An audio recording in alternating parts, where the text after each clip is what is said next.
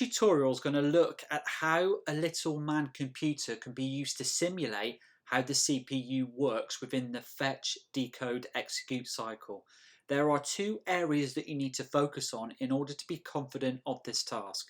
The first one is this diagram, effectiveness, how inputs are received, how it's dealt with using the control unit and communicating with RAM, and what gets outputted during each fetch, decode, execute cycle. You've got to be familiar with the three buses, the data and the address bus, and more importantly, the control bus that effectively controls when we go to the data bus, when we use the address bus. Now remember, within any type of simulation, the ALU has a set amount of instructions which were covered in the previous video, but to recap, adding numbers together, subtracting numbers from each other, storing a value or data, loading data or a value, using some form of iteration, and most importantly, what gets outputted. Now to access the simulator, there are two ways you can do this. You can pause the video at any time.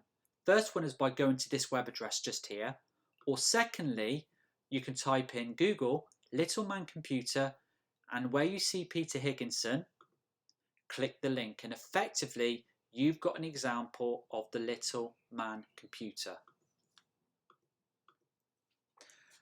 Effectively how this works. Now, when you see the word LDA, STA, sub, add, these are commands that are in low-level language. They are easier for a computer to understand, a bit like base 2. A computer doesn't understand our language, but if our language is converted to a bit structure that is ones and zeros, a computer can take that on board. So in an exam, you may get asked a question, what's the difference between high-level language, which is English words, we understand it, it's how we do pseudocode, and low-level language, which effectively are abbreviations which the computer understands, such as add, the location. So you might see add 5, which is add the location 5. You might see sub 4, subtract the location 4, and so on. We understand subtract the location 4, but actually, using low-level language, sub 4 is even more understandable to a computer. So, this is what we're going to be doing in this class. There are 4 examples. Now, the first one we're going to go through, example 2, you're going to have a go on your own, as well as example 3 and example 4. But we're going to go through example 1 together. Okay? So, I'm going to go back onto the website, and all I'm going to do, I'm going to type in these instructions here.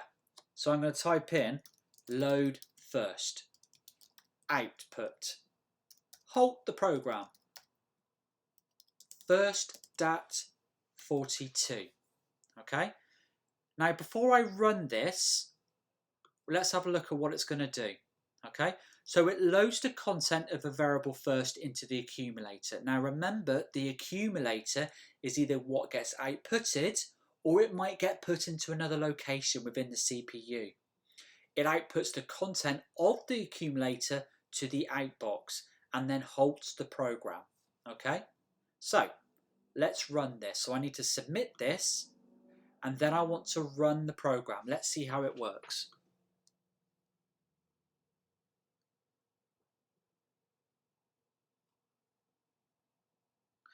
At any point you can pause this video, but effectively we are looking at the FDE cycle in action.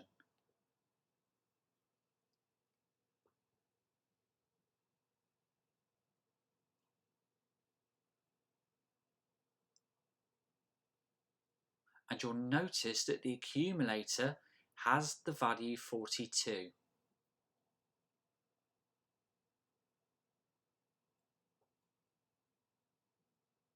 Now to make more sense of what this is doing, I'm going to minimize this and go back to the presentation.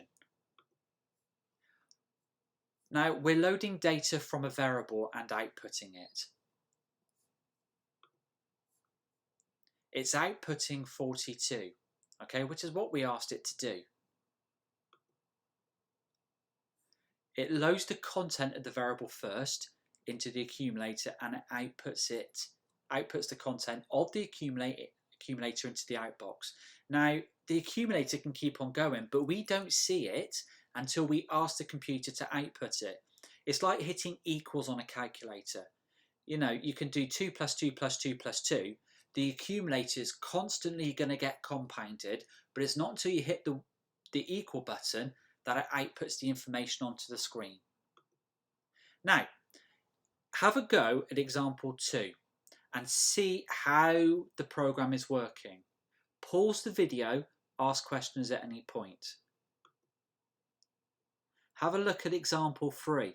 How is that working? And what's the difference between the programs as they go? Between activity 1 to 2, there is a level of complexity that's quite small. Between example 2 and 3, the complexity has got slightly harder. And example 4. At any point, if I go through these examples again, you can pause the video.